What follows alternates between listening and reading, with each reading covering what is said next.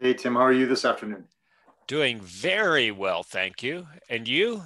I'm doing good, and especially when I saw the topic that you selected for this week, because it kind of is where I've lived for the last several years.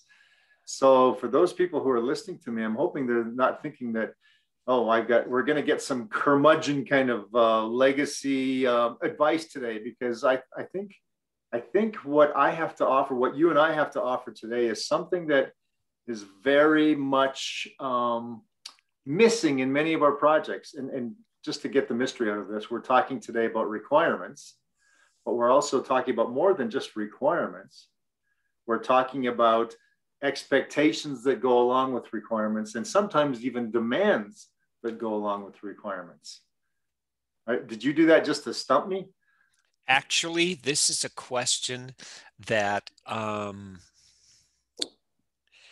a lot of my students have. They get a lot of confusion on these topics too, Yeah. and that's one of the reasons why I put this on the topic list. It's not just confusion with one or two projects. It's just everybody when they're introduced to these concepts, how do they fit, and what do I do with these pieces? Well, what really jarred me was the fact that, I was thinking of your students and thinking of some of the younger project managers or team leads that join us on these podcasts. And I hearkened back to my early days and an embarrassing situation. And now, for people who are mostly tied to Agile, this may not really resonate as much, but back in the old days, all we had was waterfall or predictive methodologies. And so we had been working with our client, the user base, the subject matter experts, for several months. We'd done our screen drawings. Back then, it was more screen drawings and it was more manual types of analysis and developing external documentation for the system. But I remember we came to our first demo and we had our entire line of the most basic screens laid out. Kind of, when I say most basic, the most foundational screens. And we showed it to the users, and there was probably about 20 users there who were expected to pick up what we were doing and soon begin to do a user acceptance testing right behind us. And I remember proudly displaying screen by screen, walking through some use cases. And one of the people looked at me and said, and I still remember this to this day, I know that's what we asked for, but that's not what we want. So to me, that is well, first of all, it is a baptism by fire when you're walking into system development. But to me, that is a prime example of we got the requirements right, but somehow we missed the expectations. Right, right. And this is so common. It really is. Before we go further, and I feel your pain. I live your pain today. Yeah. This is just natural human behavior. Let's get the definitions out of the way so we know why this is human behavior. First of all, let's define requirement, expectation, and then demand, and then we can play within those definitions and see if they stick, and see if we can actually have some prescriptive activities that we can give our listeners. First of all, let's call a requirement something that's need or wanted, like a must-have. Is that reasonable? Yeah, I think so. And by the way, a lot of people think of requirements as functional requirements, which 90% of systems, that's what it is. But there's also technical requirements, usability requirements, access requirements. So those things. So yes, requirements are typically must-haves. Right. Yes. If we don't have this, this is not going to meet the objective. Yes. Okay. Expectation, a strong belief. And when I say belief, I mean opinion. How's that? No, that's good. And I think back to my example. They had these users, 20 people who had been working with us, had in their mind some vision that apparently we as analysts had not picked up on.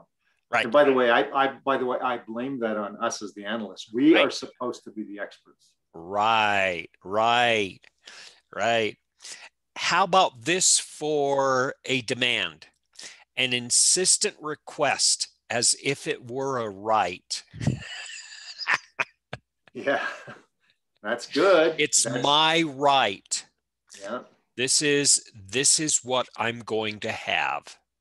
I'm the customer. I'm the customer, right? So I'm always right. Yeah. That's right. I'm paying you. Yeah. And therefore there is a transaction. Okay. And they're not entirely wrong, but sometimes they are entirely wrong. Yeah, so they're built on opinions, and opinions, we'll talk about this later, are not wrong, but they may not be the best option. You know, it just as I was talking, or just as you were defining demand, I remember an illustration that I was experiencing once where I think this was a situation where it kind of straddles both sides of demand and expectation. But I got called into a project that was having some trouble. And I wasn't there very long, and I realized that a lot of the trouble was stemming from the project manager on the customer side. And I sat in on a requirements definition session, and it was amazing. They were having this pull back and forth, and I was listening, and I couldn't figure out what the customer project manager was after. And then it dawned on me that she was describing requirements around a piece of legislation that had been enacted for a very specific case. And so being an analyst myself, I looked at her and I said, well, that's interesting. How many of such cases have you ever had since that legislation was enacted 8 years ago? And she said, none. And I said, then why are we spending so much time trying to define requirements for something that has never happened and may never happen? And she said, well, it's because I demand that it be done that way because it's in the contract. So congratulations. What was in the contract was that we had to satisfy the functionality of all their use cases, and the use cases were defined. This particular situation, we happen to have a very strong workaround, because if it ever did happen, it would be one person in the agency that would deal with the situation. And the workaround we had was a very quick way of inputting the information such that this case would have been taken care of. It was probably 35 minutes of analysis. It came out of the box in terms of our solution. It probably could have been handled in less than 4 hours. But this woman was dragging it out for over a week, and she demanded. I think that's the situation where sometimes our contracts or sometimes our requirement statements seem to be clear, but then we get our emotions and we get our, I think you said, opinions in the way of it. Right. And this was a great fear of mine when we actually started inside companies, and it wasn't just the corporation I worked for. We stopped talking about customer satisfaction and we talk about customer delight. I remember when that pivoted, and it was like, wow, I can actually measure and quantify satisfaction. I cannot measure and quantify delight. And see, that's the problem with expectations, with beliefs. They're qualitative, not necessarily quantitative, because they're based on opinion and not necessarily founded on fact and measurement. Yeah, and if I go back to what you talked about before in terms of expectations, and now your new thought process around delight, what I'm going to suggest to you is that perhaps delight means exceeding their expectations in a way that they didn't even know was possible. Yep. Going beyond that quantifiable measure means delight. This is so important. In fact, I'm wondering if I should talk about this on every show. Getting these terms well defined and agreeing on these terms is so important. Working with our stakeholders, and as we're collecting requirements, saying this is what an expectation is, this is what a requirement is, we can measure requirements, we can capture, and we can understand expectations. Right. But we're going to have to do further analysis to actually even decide whether or not we can turn an expectation into a requirement. That's true. Or even into a delight. Yeah. Because sometimes in this, delivery teams are so schizophrenic. Sometimes they want to hold everything in and say, you can't have one more change. Sometimes they want to give away the world so that the customer loves them. And let's establish this, okay? It's the function of business to say that 100% is good and 150% is better. That's what increases profitability, right? That's what increases the bottom line. And that's what business should be doing. And in project management, it's not the opposite, but what you're saying is, if I deliver what I planned, if I said this is 100% and I gave you this 100%, I did a good job. And those are in diametrical opposition. And we have a dilemma. And this is the setting of expectations that I think that we'll be talking about later. How does the manager, as the promoter of the objective in the project and the boundary definer of the project, how do we do that and get everybody to consensus? I think there's a number of ways, but let me go back to what you just talked about, because let me throw one more monkey wrench in it, and why I'm thinking slightly differently is because I come from the world of fixed price contracting. So the 100%, if you meet the 100%, and you meet it on time within budget, you've made your profit margins, you are successful. If you give them 120% for the same effort as 100%, you are a hero.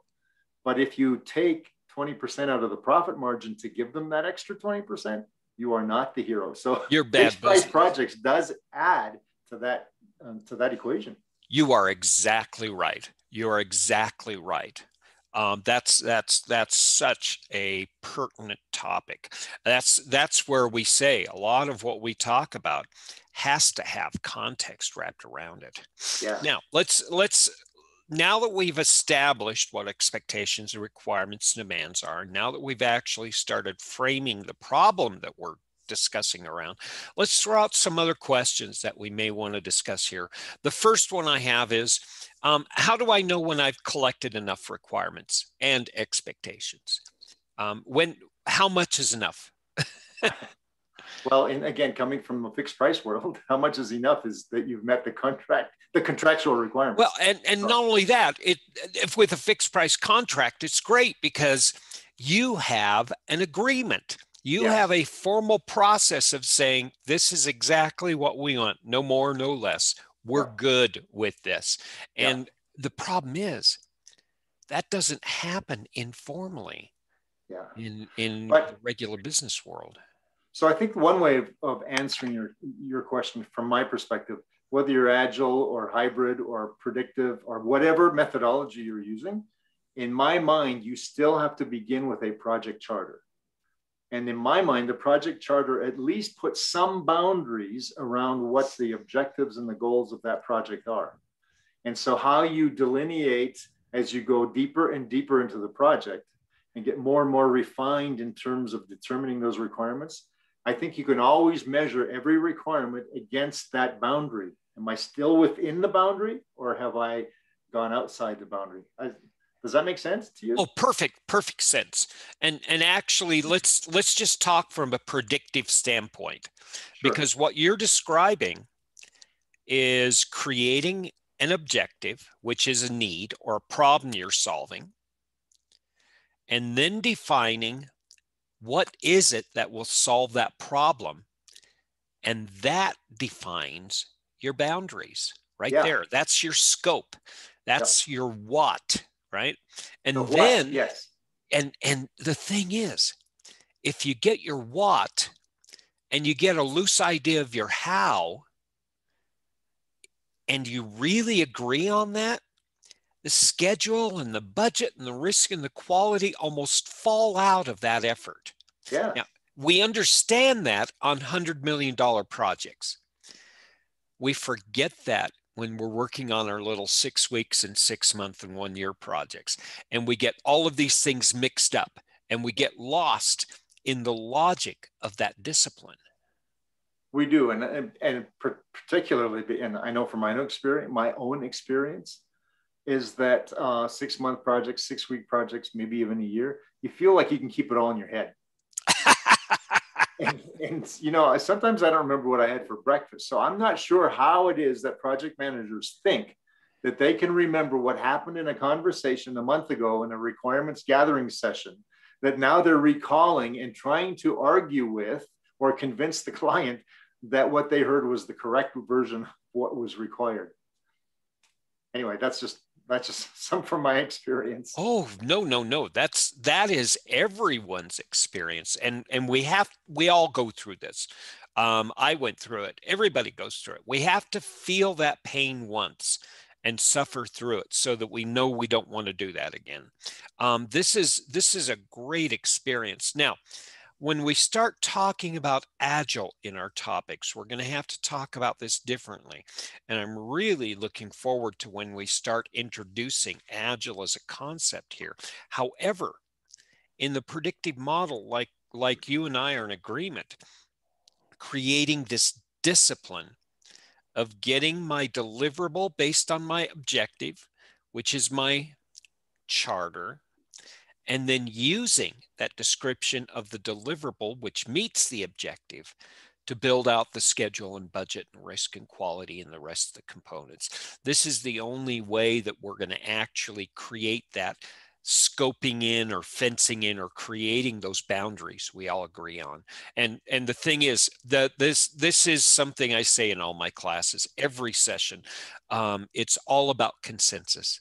They get tired of the project manager saying, and we agree, and we agree, and we agree. Well, and let me go back to the illustration I used where the customer project manager demanded that we fully flesh out all of the requirements for cases that have never happened, or for use cases that have never happened in her jurisdiction. Now, if I looked at that from meeting the letter of the contract, the fact that we had an out-of-box solution that could have been trained for the single individual within that organization to deal with it, that would have met not only the letter of the contract, but the spirit of the contract as well. And should that use case never happen, then it wouldn't have mattered anyway. And should they get one of those situations or two, the single person who was trained to do that could easily make it happen with the out-of-box solution that was very limited in its functionality, but it dealt with the whole situation. So what we ended up happening was a person who dug their heels in and said, no, this has to be exactly like everything else. In other words, fully fleshed out. And so the only way I could handle her demand in that situation was to appeal to her supervisor, to her boss, and basically pull contract. And I hate pulling contract. But where I'm getting at with this whole thing is what you talked about is, yes, we have consensus, we have boundaries, we have requirements defined, but we can still get ourselves into scoping troubles just by by losing sight of our common sense when it comes to building these systems. Opinions and beliefs. Yes. Opinions and beliefs, especially when we have insistent and we know we are right. This is the trouble. It's coming back to your people first insistence, which I wholly support. It's all about human behavior and relationships. How do I get this into a conversation where we can logically look at this, where I'm not right and you're not right, and we come up with a better solution? Well, exactly. And I think two fair-minded people can come to those conclusions because they do listen to each other. But if you dig in, even if you as a project manager dig in and don't allow your side to move at all, then you can create the same kinds of issues that I just described from that customer person. Right. I remember distinctly in a project where we came up with a situation that we needed help with, and I was guiding the customer side now. And so our system integrator was developing this. And I remember taking it to the project manager, the system integrator, the situation we needed, which was well, in my opinion, well within the boundary of the scope of the system. And his answer kept being, but if I do that, it's going to affect me. If I do that, I'm going to have to ask my people to stay overtime. If I do that, and he kept pulling it back on himself. And I finally looked at him and they said, the system's not for you, buddy. The system is for your customer. Yeah. This is a wonderful discussion we have. And we have to remember that we don't dig our heels in either. Yeah. Throughout the process, I've learned that, when you're in argument or in your conflict, like especially like these where you have strong beliefs and emotional attachment, what if I'm wrong? Yeah. Is always a really good question to ask. And if you're not the subject matter expert of your customer's business, then chances are you could be wrong if you dig in too deeply. So right. So let me ask you, Tim. I talked about the demands. Let's put the demand side, that example, let's put that aside for a while. But when you're working with customers and clients, every once in a while, they're going to hit you with an assumption or an expectation that catches you off guard. How do you handle that?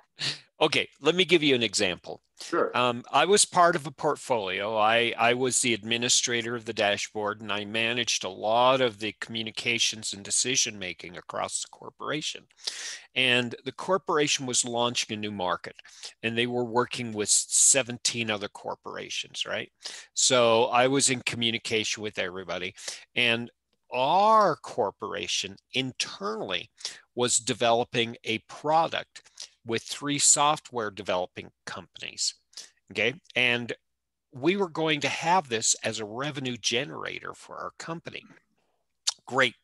And the people who were exploring this were actually looking at requirements, and they went to our sales and they said, we're going to be launching this type of a security product here in 6 months. Do you think sales will want a prototype to show off? And they were talking to the vice president of sales. And he said, what's the revenue? And they said, well, it's under 10 million a year. And he said, pennies. I want them to focus on $100 million sales, not something below 10. So no prototypes. I don't even want them talking about it. Well, the problem was throughout the development of the product, the marketing was so good that it hit everybody unaware, and it started a churn out in the consumer space. And all of a sudden, sales was bombarded with questions and interest and curiosity. And so we had 5,000 sales reps. This was happening about 6 weeks before we launched, right? And all of the sales reps came to our organization and said, where's my prototype? We missed this so badly. Yeah. Luckily, we had a functional prototype that we could retrofit, and we were able to get that in the hand of sales. So they weren't totally satisfied, but they got something that they could brag about. But boy, oh boy, that was such a lesson learned.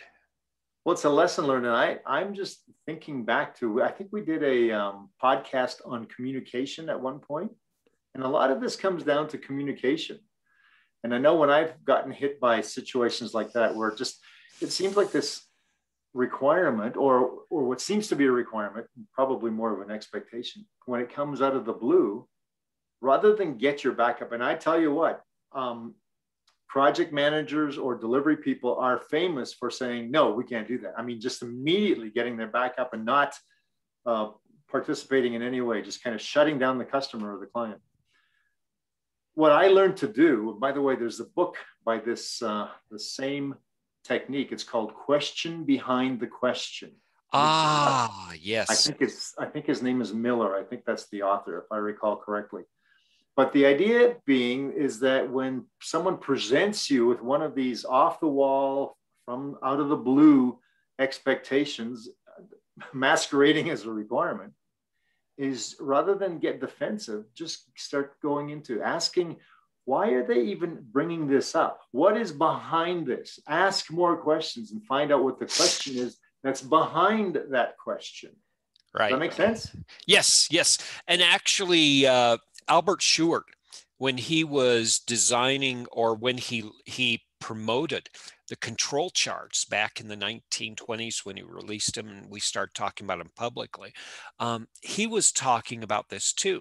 When you have outliers of data like this, don't treat them as panic buttons. Treat them as a focus of curiosity.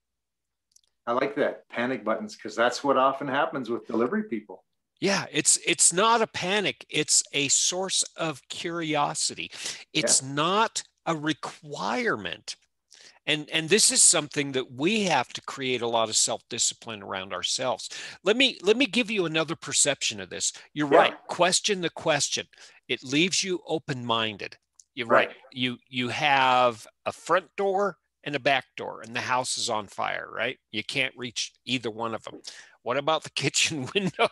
Right? And that's the mindset that we find is most successful. There's another thing that I want everybody to think about. True leaders, especially executives, don't think about wrong or right decisions. Yes. They have a mindset of course correction. It's not my way. It's not the way that it has to be. Because when we start saying no, that means we're creating a demand. And that's where we may be the source of the real issue. Right. In fact, there's that age-old illustration of the pilot who begins in Los Angeles and is flying to New York City. And how many times does he have to course correct on the way? He can set his heading once, but he has to keep on making tiny, slight adjustments. Otherwise, he'll be miles off of his destination. Yeah, exactly. And Drucker, in both management, business, and also effective manager, effective executive, that's what it was. He was very famous of repeating, a third of our decisions are going to be good ones, a third of them we're going to be really bad, and a third of our questions are going to be inconsequential. And if we keep that in the back of our mind, then we're going to say, well, I'm a third right here. Why don't I just pump the brakes a little bit? And if I'm able to pump the brakes on my side, I give my person on the other side of the table the freedom to pump the brakes too. Well, and let me give an example that's not IT related. I know we're project managers, but this just hit me because it just happened to us. My wife and I have a what's called a short-term rental. So you've heard the term Airbnb or VRBO.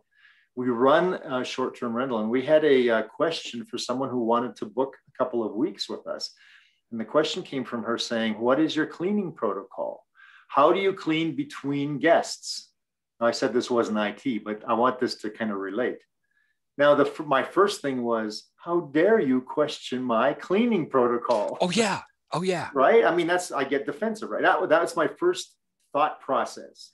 And especially during these times of pandemic and that, we have to be extra careful with all of our cleaning ingredients and that.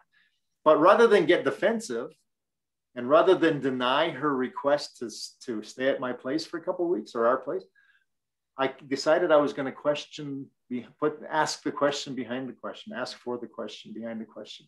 And so I said, well, if you look at our website, you'll see our cleaning protocol. We are very much in line with the COVID requirements and that kind. But what specifically might be your concern, or are you asking for? That's when we found out that she was allergic to certain detergents. And so then she asked if we could use a fragrance-free detergent before we put the linens on the bed. Well, that's totally different than what I was getting defensive about. I could solve this problem, and as far as I was concerned, it was still within the scope of my offering. But now I'm much more diligent about putting that on our website, that we can handle those kinds of situations as well. But that was a situation where I could have blown up and lost 2 weeks worth of bookings just by being in sort of insular within myself, right? Exactly. Rather than looking out for my customer. So hopefully that didn't take us too far off the IT track. Oh, no, it didn't. It didn't at all, because this is a source of conflict. This is what real conflict is about. We have an emotional attachment to a belief or perception or an opinion. And the attachment to that opinion becomes more important than the outcome of the agreement. Yes. That's where we have conflict, and that's where we can actually serve the best purpose on the project, is actually keeping people focused on that objective and being open so we can teach others, but also promoting an environment that makes people comfortable to say, okay, I'm willing to set aside, my opinions. Let's sit down and have a cup of coffee and work this out. And the beautiful thing is human behavior. Once that you've experienced this, it's like, oh, I don't have to fight for my right. Oh, I can get something even better than I wanted. And you take somebody through this process 3 or 4 times, and you've won not just the deal, but you've won the relationship. Well, in that example I just gave you with our short-term rental, what it also shows me, and this is very prevalent in projects, is that people are not good communicators. And often rather than come right out and ask the question they want to ask, they beat around the bush, or they kind of make it a fuzzy logic kind of formulation of the question. And it takes a while to get to the point, which was really easy. You and I have consciously applied research, analysis, and experiments for years on how to properly communicate, and we still get it wrong. One of my friends has a graduate degree in communications, and they get it wrong. And how can we expect people who don't put that emphasis on this skill to get it right? No. So that was a long discussion, but to come back around to the whole idea is, how do we know whether or not unstated assumptions can be true requirements or not? I think once you ask the question, once you get down to that point of consensus, then you can say, okay, I now understand what it is you're asking. Does this still fit within the overall objective of the project? And then it's pretty easy to determine whether or not you've collected a requirement that you may have missed, or whether it's something that you put in a parking lot for future enhancement. Very good. Very good. Yep. Let's switch gears. We've been talking about expectations. Let's talk about demands. A demand is when people really set their ankles in and they're not going to move. And that's the initiator of conflict. How do you manage demands, especially when you just see it starting to occur? This is the way things are going to be, and I'm not going to move. You said questioning is a pretty good strategy, right? It is, and often in the scenario you're painting, often the person that is digging in, that is demanding, is not really open to answering your questions with further elaboration. So yeah, it's a problem. And can I make a confession here online? I don't do well with demands. My human nature, my personal nature, does not do well with demands. I don't know about you two. Well, it's not that I'm cynical, but I'm pragmatic. It's an escalation. Yeah. It's an automatic escalation. It's where, okay, thank you for that information. You always thank people because they gave you something, right? Yeah. Thank you for that information. Let's open up this discussion so that we can actually get clarity on this and make sure this doesn't take the project away from what it's supposed to do. Yeah, and the example that I've been using with the project manager from the customer side who demanded this additional logic within the system, that's what I did do. I escalated to her management And we solved it fairly quickly, and we're able to continue on with the project without, now, it didn't make her very happy because in her mind, she lost. Right, right. But we did solve the problem and continued. Yeah, and regretfully, we're not going to be able to train people enough in order to help them understand and help them become successful in such negotiations. Communication is one thing that we have not taught enough. Negotiation is another. Negotiation is not about win-win. Negotiation is about coming up with something better than either you or I could come up with in isolation. Yeah. And, we're talking about demands. And up until now, we've been talking about the negative side of demands. I've done a lot of system development for government agencies. And sometimes our customer, they themselves are held to the wall with new legislation that comes out of Washington or out of their own legislature. And that becomes a demand because there is no way. So we could be in the middle of a project and this brand new demand comes down because of a piece of legislation that was passed, and we have to deal with it. So that's not necessarily a negative, contentious demand. It's, okay, customer, we're here for you. How do we solve this problem? Right. Something has to give. The end date, something has to give. So, and that's the perfect position to be in consulting, where you're solving their problem. Yeah. That's when you win the client. When they are open and comfortable enough to actually expose these real issues and demands they're working with, where you can actually use collaboration to help them strengthen either their position or strengthen their understanding of navigating this whole thing. Well, in this case that I just kind of described, it's not an escalation. It's more of a top down. It's coming from on high. Right. And so you better collaborate because to me, when I'm working with a customer, we're one big team. There's no, and we had this meeting before, we had this podcast before, there's no us versus them. Right. And so we have to collectively, as you say, collaboratively solve the issue. And it is a demand, and it is a requirement. Right. There has to be consensus when you have demand. You cannot move forward. This is not just an obstacle. This is a roadblock. And when you have a demand like that, it's not going to go away. It's just going to get bigger. Right. And this is what we do. We gain consensus one way or another. Also, another thing to really do good with is alternative analysis.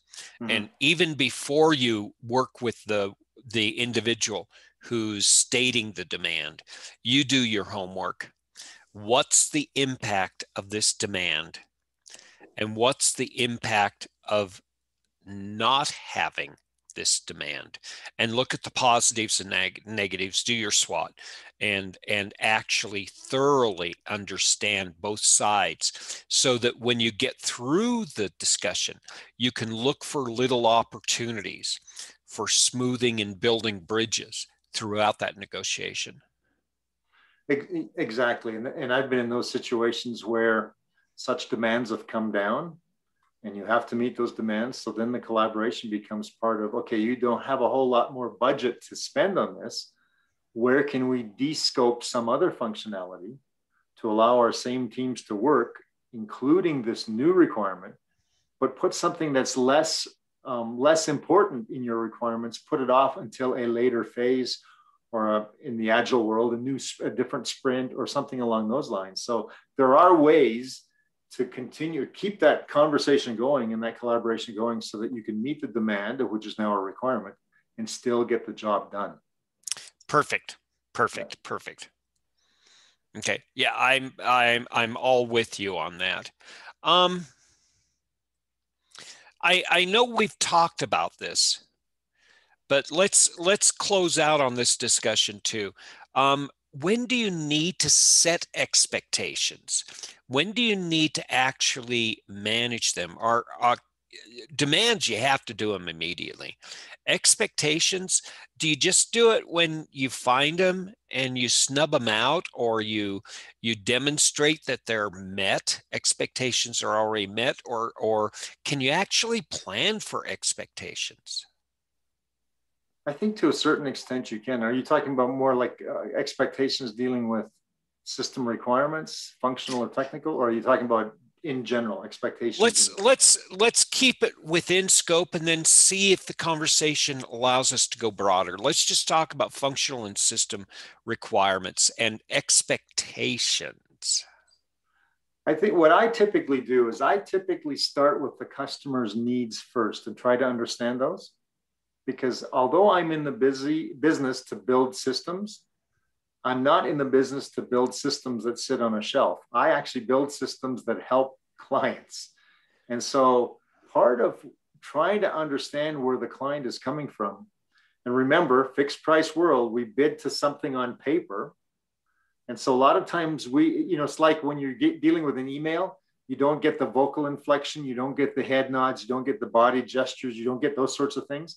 So when you're reading these requirements that the customer has put out and you make your own assumptions when you do the bid, you don't always understand the expectations that are not written down on paper for you to bid to. So I think the first thing I do is I always think of this system is not for me, it's for my customer.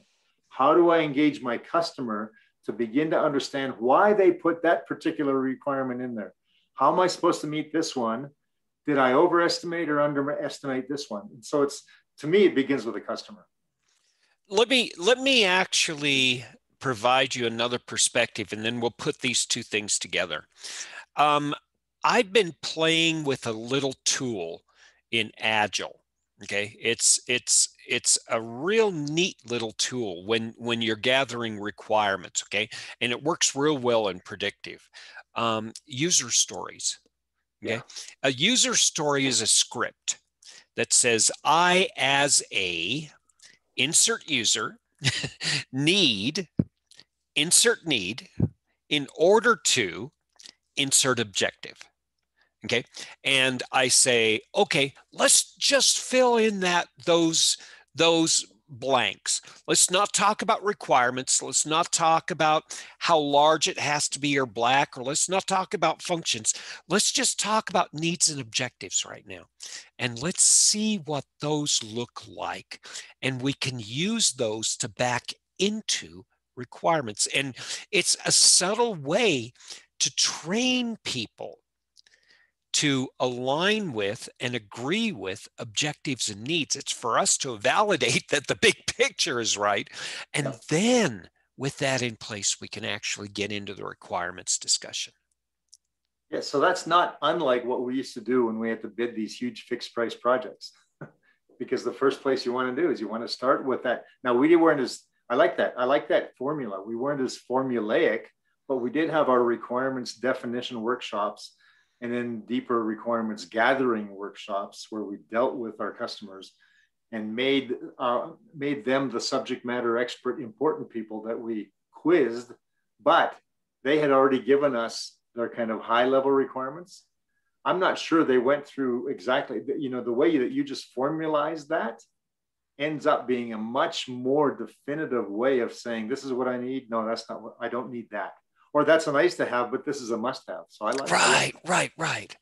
And again, it trains your customers to reposition or to change their perspective of solving the problem instead of designing the deliverable, because that's what your job is actually as a consultant or as a project manager of an engineering team. You're the expert in designing, and the stakeholders' role is to actually express and refine the understanding of needs and objectives. This, again, gets us back to that statement you made earlier in this conversation. Communication is so critical, and transparency and clarity and roles and responsibilities early on. If we can articulate that better, It'll make our jobs much easier. So I'm going to throw one at you here right now. I'm just kind of making this up as I go along. But think about this. So we're talking about how do I know when I need to set expectations and when I need to listen and accept input, that sort of thing. So let's say I'm making this up. This has not happened to me. I'm making this up. So I'm working with let's say a beverage manufacturer, and I'm there to automate their assembly line.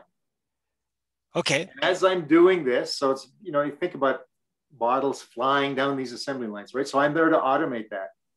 And their boss, the customer boss comes up to me and says, if you can do it for those glass bottles, can you also do it? We've got this line over here that does potato chips. Can you also do, while you're at it, I mean, it's just an assembly line. Can you also do these potato chips for us?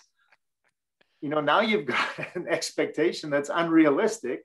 How do you go about not shaming that person, but how do you go about just kind of accepting that, listening, gathering the input, and making it happen?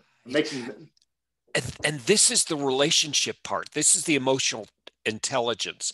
Stepping back from that potential conflict, because this is you digging your ankles in, and taking a breath, and then saying, emotional intelligence, what's happening inside their head, and saying, wow, that's a real honor you're giving me. I'm going to have to wrap my head around this.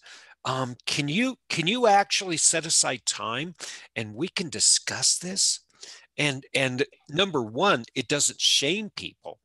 Number two, it basically recognizes them as a good business person, but at the same point, it actually allows you the opportunity to further explore this and see where the real problem is. What is the big problem that we need to solve for them?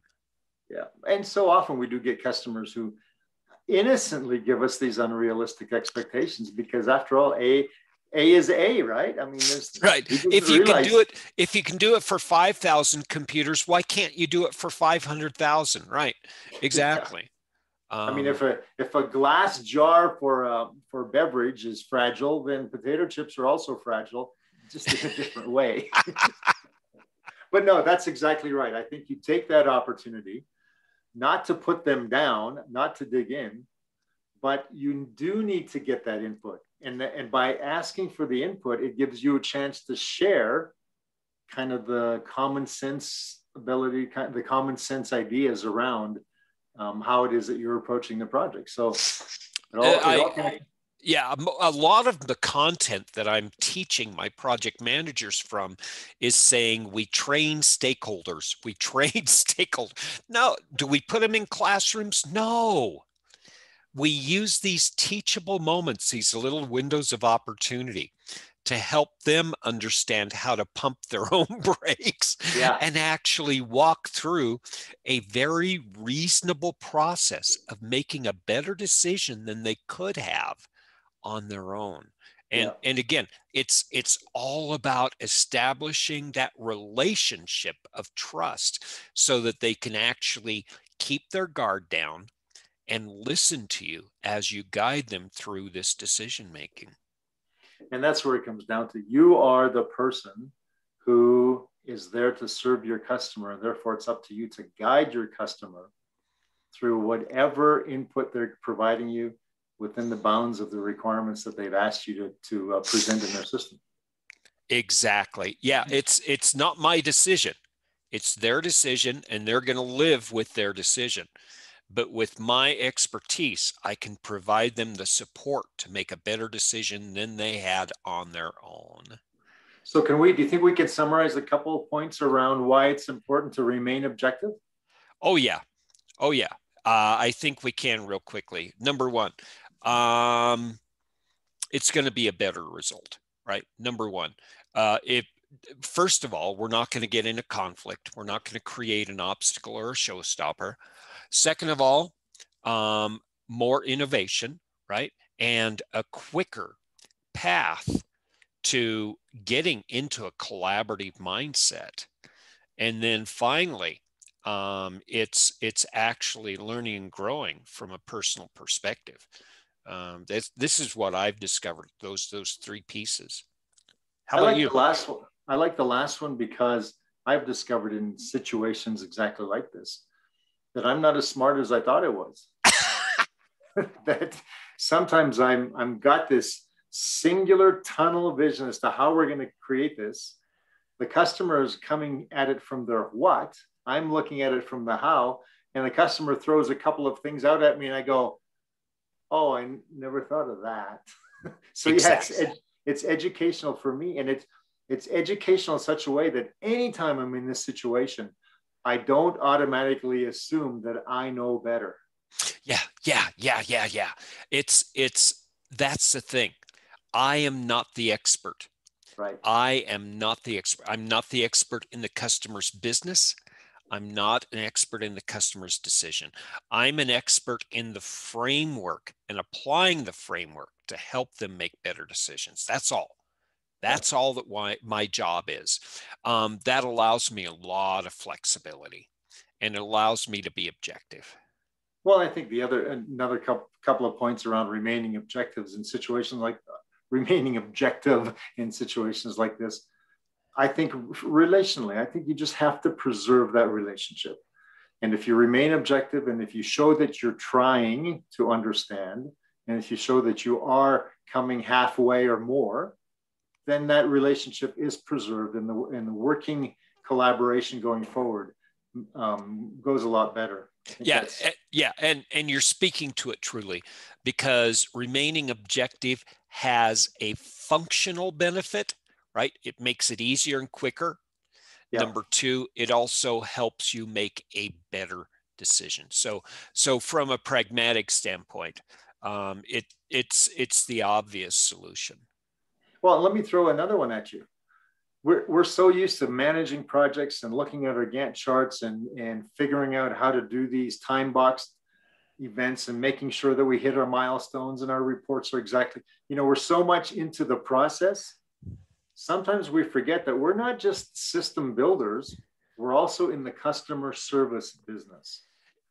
And by remaining objective in any of these situations, we show that we truly have a heart for their service. And I think that's important, even from box of rocks people like us IT people.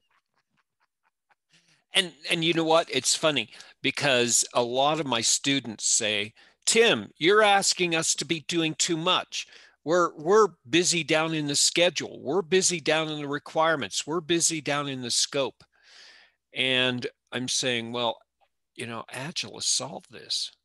There's a little toy called delegation. Yeah. And if we focus our relationships with our teams and build our teams and we build accountability and responsibility into our teams, all of a sudden we're not playing down in our schedules. We have time to not act as a frontline manager, as an entry-level manager. Now we have time to think and act and behave as an executive. Well, strategically, right? Which is executive thinking. Be strategic. Exactly. Yeah. It's too easy to revert back to functional management to get the job done. but yeah, and you know what? We need that. We cannot leave that behind. It's not like we divorce that because it's bad. No, it's not bad. Right. It has to be a skill. But at the same time, as we progress and as we mature as project manager, number one, we understand the value of leadership and the executive management role. And we understand its place and we take advantage of that. That's the key. It's the balance of those two things. Yeah. And if there's anything we project managers strive to be, it's balanced. Oh boy. We need to. Actually, we do. That's something that we truly need to as project managers. Try to, because yes, we have to solve their problem and come in on time within budget. We owe them that. But at the same time, we also owe them the respect their due and hear them out and try to understand their issues. Yeah, we have to. And again, you can do some things once and only once. And those are the things that are primarily career limiting. But at the same point, if we understand this, we can also do things that promote relationships and trust so that they ask for us back.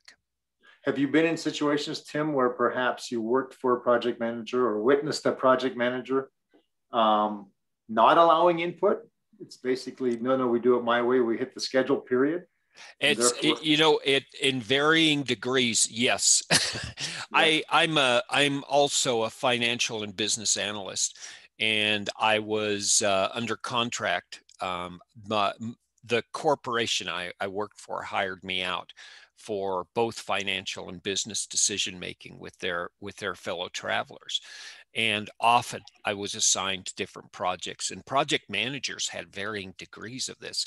One of the greatest indicators I saw this was a lot of project managers did death by 1,000 PowerPoints.